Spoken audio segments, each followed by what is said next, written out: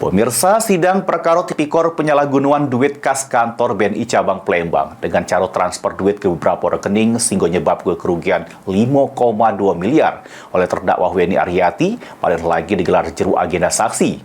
Salah sikok saksi mengungkap kalau motif terdakwa korupsi untuk dapat duit lebih sama nak pergi umroh.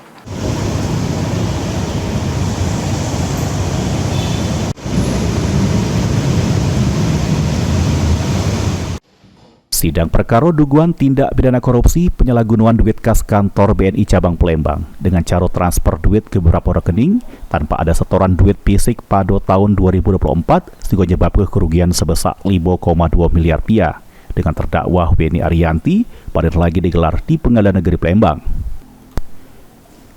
Sidang jeru agenda pemeriksaan saksi yang diketuai Majelis Hakim Sangkut Lumban Tobing ini dihadiri Jaksa Penuntut Umum Kejari Palembang. Dengan ngadir kedua puang saksi, Pauria Tikasari, manajer Orix Kanwil Sumsel, Samo Sadri, manajer kantor cabang BNI Palembang.